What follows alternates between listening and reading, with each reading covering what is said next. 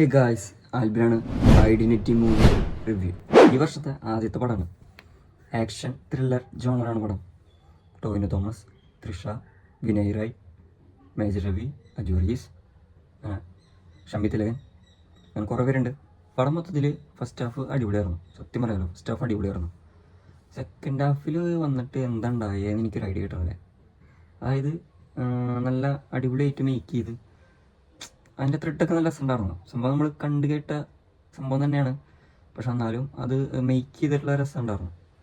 പറഞ്ഞപ്പോൾ written and directed by Akhil Paul and Anaska. സംഭവം ഒരു ചെയ്തിട്ടുള്ള നല്ല രസമുണ്ട്, കണ്ടിരിക്കാനൊക്കെ നല്ല അടിപൊളിയുണ്ട്. പക്ഷേ ഞാൻ പറഞ്ഞു, ഫസ്റ്റ് ഹാഫിൽ നല്ല രസമുണ്ടായിരുന്നു പടം. ഫസ്റ്റ് ഹാഫ് ഇൻ്റർവെൽ ബ്ലോക്ക് വരെ നല്ല അടിപൊളിയായിട്ട് കൊണ്ടുപോയി പടമാണ്. സെക്കൻഡ് ഹാഫിൽ എന്തുണ്ടായെന്ന് എനിക്കൊരു ഐഡിയ കിട്ടണേ. അതായത് ക്യാരക്ടറുകളുടെ കണക്ഷൻസ് പോലും അങ്ങോട്ട് എല്ലാവർക്കും, എല്ലാ ഓഡിയൻസിനും മനസ്സിലാവാൻ പറ്റാത്ത പോലെയാണ് അവർ മേക്ക് ചെയ്തിട്ടുള്ളത്. അത് എന്താണ് സംഭവിച്ചതെന്ന് എനിക്കറിയില്ല. ഇപ്പോൾ എഡിറ്റിങ്ങിൽ വന്ന മിസ്റ്റേക്കാണോ, അതോ ക്യാരക്ടറിനെ കറക്റ്റായിട്ട് ഡീറ്റെയിലിംഗ് കൊടുക്കാത്തതാണോ, എൻ്റെ ഒപ്പീനിയനാണ് ഞാൻ പറയണത്.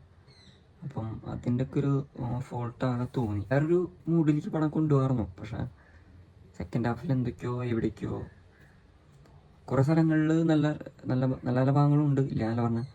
പക്ഷെ ആ അതായത് ബാലൻസ് ചെയ്യാനായിട്ട് പറ്റാത്ത പോലെ തോന്നി. ഫസ്റ്റ് ഹാഫ് നല്ല രസമുണ്ടായിരുന്നു കാണാനായിട്ട്, ത്രില്ലിങ് മൊമെൻറ്റ്സ് ഒക്കെ കുറേ ഉണ്ടായിരുന്നു. പക്ഷേ സെക്കൻഡ് ഹാഫിലാണ് ഫാക്ടേഴ്സ് അവർ കൂടുതൽ സെറ്റ് ചെയ്തിട്ടുള്ളത്. പക്ഷേ അതൊന്നും അങ്ങോട്ട് എഫക്റ്റ് ചെയ്യാത്ത പോലെ തോന്നി. കാരണം നമ്മൾ ഇങ്ങനത്തെ മൂഡ് പടങ്ങൾ കുറേ കണ്ട് മറന്നതാണ്, അതുകൊണ്ടായിരിക്കാം. വിനയ് റായ് അടിപൊളിയായി ചെയ്തിട്ടുണ്ട്. തൃഷയും നന്നായി ചെയ്തിട്ടുണ്ട്. പക്ഷേ തൃഷയുടെ ക്യാരക്ടറൊക്കെ ആകെ ഒരു ഡീറ്റെയിലിംഗ് ഇല്ലാത്ത പോലൊക്കെ എനിക്ക് ഫീൽ ചെയ്തു. ആൾ കാണിക്കുന്നുണ്ട്, പക്ഷേ എന്തോ എവിടെയോ ആൾ ഡിസപ്പിയർ ആവുന്നുണ്ട്. സെക്കൻഡ് ഹാഫിലൊക്കെ ആൾ എവിടേക്കോ എന്തൊക്കെയോ പോലെയാണ്, ശരിക്കും ആൾക്ക് റോളില്ലാത്ത പോലെ തോന്നി. പിന്നെ അജു വർഗീസ് ആയാലും, അജു വർഗീസിനുള്ള റോളൊന്നും ഇല്ല പടത്തിൽ. പിന്നെ കുറേ നല്ല നല്ല ആൾക്കാരുണ്ട്, അവർക്ക് കുറേ വെറുതെ ഇങ്ങനെ വന്നു പോവാം. ഈ തല്ലുമാലയിൽ തന്നെ ആദിൽ ജോ എന്ന് പറഞ്ഞിട്ട് ഒരു നടനുണ്ട്. പിന്നെ വേറെ അതുപോലെ തന്നെ തടിച്ചിട്ടൊരു ചേട്ടൻ, പേരെനിക്കറിയില്ല, ആളുണ്ട്. പിന്നെ അതുപോലെ നമ്മുടെ ഹോസ്റ്റലറിലത്തെ മമ്മൂട്ടിയുടെ ചെറുപ്പകാലം അഭിനയിച്ചിട്ടുള്ള പയ്യല്ലേ, ആളുടെ പേരെനിക്കറിയില്ല, ആളുണ്ട്. അങ്ങനെ കുറച്ച് നല്ല നല്ല ആൾക്കാരുണ്ട്. പക്ഷെ അവർക്കൊന്നും നല്ല റോളില്ല എന്ന് എനിക്ക് തോന്നുന്നു. ഫസ്റ്റ് വില്ലനായിട്ട് കൊണ്ടുവരുന്നത് നമ്മുടെ കണ്ണൂർ സ്കോഡ് കണ്ടവർക്ക് മനസ്സിലാവും. അതിൽ അമീർ ഷാ എന്ന ക്യാരക്ടർ ചെയ്ത ആളാണ്.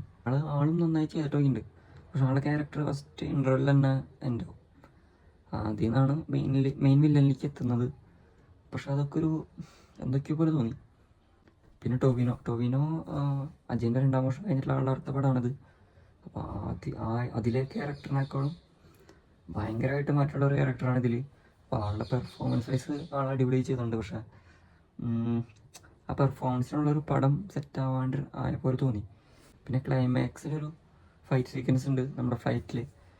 അതൊക്കെ അവർ ഭയങ്കരമായിട്ട് ഇൻ്റർവ്യൂസിനായാലും ഇങ്ങനെ ഓരോ പ്രൊമോഷൻ പരിപാടീസിലായാലും നല്ല മലയാളത്തിൽ തന്നെ നമുക്ക് പറഞ്ഞ് വയ്ക്കാൻ പറ്റാവുന്നൊരു സംഭവം എന്ന് പറഞ്ഞത്.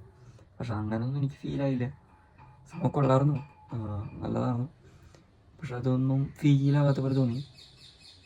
മൊത്തത്തിൽ കൊള്ളാം, വൺ ടൈം വാച്ചബിളാണ്. അതിന് മേലെ ഒന്നും ഇല്ല എന്നാണ് എനിക്ക് തോന്നുന്നത്. ഞാൻ എൻ്റെ ഒപ്പീനിയനാണ് പറയണത് കേട്ടോ. അപ്പം മാത്രമേ ഉള്ളൂ. ബാക്കി നിങ്ങൾ എങ്ങനെയാണെന്ന് വെച്ചാൽ നോക്കിയിട്ട് തിയേറ്ററിൽ പോകുന്നവർക്ക് പോവാം, അല്ലാത്തവർ OTT കാണും, അത് നിങ്ങളുടെ ഇഷ്ടം. ഓക്കെ.